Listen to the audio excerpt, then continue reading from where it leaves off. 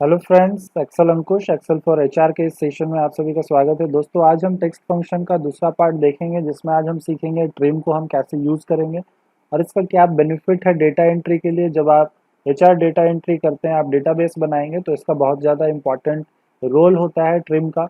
और साथ ही साथ हम पढ़ेंगे कनकेटनेट को डिफरेंट पर्पसेस से यूज़ करना, और मैं कनकेटनेट प्लस अपर, कनकेटनेट प्लस लोअर और कनकेटनेट प्लस प्रॉपर फंक्शन को मिक्स करके आपको वर्क करना बताऊंगा कि मिक्स करके कैसे हम वर्क करते हैं, यानी कि दो फार्मूला को साथ में कैसे हम यूज करेंगे। तो सबसे पहले ट्रिम को आप समझ लें कि ट्रिम बेसिकली करता है क्या। तो ट्रिम का मतलब होता है छांटना। जैसे कि कोई आपने प्लांट देखा होगा जिसको ट्रिमिंग की जाती है, जिसको एक शेप दिया जाता है। उसी तरह से जब हम कोई डेटा बनाते हैं, कोई स्ट्रक्चर बनाते हैं, तो उसका एक प्रॉपर शेप होता है। फॉर एग्जाम्पल, जब आप कोई डेटा लिखते हैं, कोई नेम लिखते हैं, तो नेम जब लिखते हैं तो पहला आपका जो फर्स्ट नेम होता है, then single space, then last name होता है, इस तरह से। तो अगर आपने ज़्यादा स्पेस यूज़ कर लिया है तो उसको ट्रिम क्या करेगा, ऑटोमेटिक हटा देगा। अगर आपने स्पेस बाद में दिया है तो ट्रिम उसको हटा देगा। अगर आपने पहले स्पेस दे दिया है तो ट्रिम उसको हटा देगा। इट मीन्स कि जो प्रॉपर स्ट्रक्चर होता है टाइपिंग का, उसके बेसिस पे ट्रिम ऑटोमेटिक सेट कर देता है, चाहे आपने कितना भी स्पेस दिया हो या ना दिया हो। तो हम लोग देखते हैं यहाँ पर एग्जाम्पल पे तो कैसे यूज़ करेंगे। तो सिंपली मैं आपको ट्रिम पहले बताता हूँ, फिर मैं अपर के साथ आपको ट्रिम बताऊंगा। तो इक्वल टू मैंने लिखा, सिंपली मैं क्या लिखूंगा, ट्रिम लिखूंगा और सेल को सिलेक्ट करूंगा। देखिए यहाँ पे बीच में क्या है, ज़्यादा गैपिंग है, तो मैं जैसे ही ब्रैकेट क्लोज करके एंटर करूंगा, ये गैपिंग को ऑटोमेटिक क्या किया, हटा दिया। देन इस पे मुझे ट्रिम अप्लाई करना है, मैं इक्वल टू करूंगा, ट्रिम लूंगा, ब्रैकेट ओपन करूंगा, सिलेक्ट करके एंटर कर दूंगा। उसी तरह से मैं ड्रैग कर देता हूँ तो सबका देखिए ट्रिमिंग ऑटोमेटिक हो गया। लेकिन ट्रिम तो हो गया, अब जो डेटा आपका टाइप किया हुआ है, जो टेक्स्ट आपका टाइप किया हुआ है, उसमें क्या है कि आपका कोई बड़ा है कोई छोटा है, तो अब इसको हम लोग कैसे अरेंज करेंगे अपर में डायरेक्ट।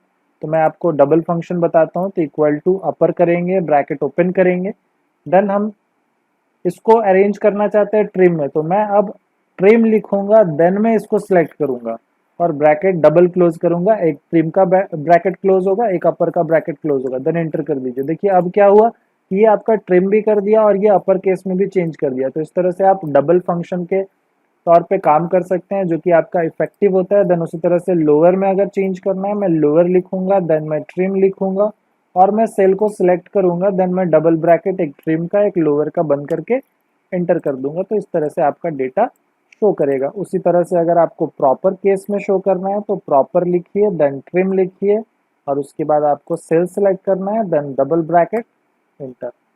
और इस तरह से देखिए आपका जो डेटा है वो परफेक्ट मोड पे, आप किसी भी मोड पर लिखें लेकिन वो परफेक्ट मोड पे इस तरह से आप शो कर सकते हैं। तो ये बहुत ही इंपॉर्टेंट और मज़ेदार टॉपिक है जिसको आप अच्छे से प्रैक्टिस करें। जो आपके डेटा एंट्री में, आपके एचआर डेटाबेस या किसी भी तरह के आप जब एंट्री करते हैं एक्सेल में, तो इस तरह की छोटी छोटी मिस्टेक्स होती है जिसको आपको सुधारने की कोई ज़रूरत नहीं है, आप डायरेक्ट फंक्शन से उसको चेंज कर सकते हैं। देन हम बात करेंगे कनकेटनेट की। तो कनकेटनेट बेसिकली करता क्या है, तो अलग अलग अगर आपके पास नेम अवेलेबल है तो आप उसको कंबाइन कर सकते हैं। तो इक्वल टू लिखेंगे, कनकेटनेट लिखेंगे, सिंपली सेल को सिलेक्ट करना है, देन कॉमा दीजिए। अब double inverted space, double inverted देना है आपको। ये हम लोग क्यों देते हैं, क्योंकि हर दो वर्ड के बीच में आपका एक स्पेस होता है, तो ये आपको मेंशन करना होगा इस तरह से। कॉमा देने के बाद डबल इन्वर्टेड, फिर आप स्पेस, फिर डबल इन्वर्टेड देंगे, फिर कॉमा देंगे, देन आप दूसरे को सिलेक्ट करेंगे। उसके बाद ब्रैकेट क्लोज करके एंटर कर दिए। देखिए बीच में स्पेस आया। अगर आप डबल इन्वर्टेड नहीं देंगे तो आपका बीच में स्पेस नहीं आएगा, दोनों आपस में क्या होगा, ज्वाइंट हो जाएगा। तो इस तरह से आप क्या कर सकते हैं, फुल नेम कंबाइन कर सकते हैं। देन अगर अपर केस में फुल नेम चाहिए तो इक्वल टू करेंगे, अपर करेंगे, ब्रैकेट ओपन करेंगे, देन यहाँ पे मैं कनकेट नेट लिखूंगा, उसको सिलेक्ट करूंगा, कॉमा दूंगा, double inverted space double inverted, then comma, फिर इसको सिलेक्ट करूंगा, ब्रैकेट क्लोज, कनकेट नेट का ब्रैकेट क्लोज, अपर का, देन एंटर कर दीजिए। तो देखिए ये आपका क्या हो गया, इस फॉर्म में आ गया। उसी तरह से अगर आपको लोअर में निकालना है तो इक्वल टू करेंगे, हम सबसे पहले लोअर लिखेंगे, देन मैं लिखूंगा कनकेटनेट। उसके बाद मुझे फर्स्ट नेम को सिलेक्ट करना है, then comma, double inverted space double inverted, then comma, उसके बाद last name, bracket close, enter. तो ये आपका क्या हो गया, सारा स्मॉल में चेंज हो गया। उसी तरह से मुझे फुल नेम चाहिए प्रॉपर में, तो इक्वल टू करूंगा, मैं प्रॉपर लिखूंगा,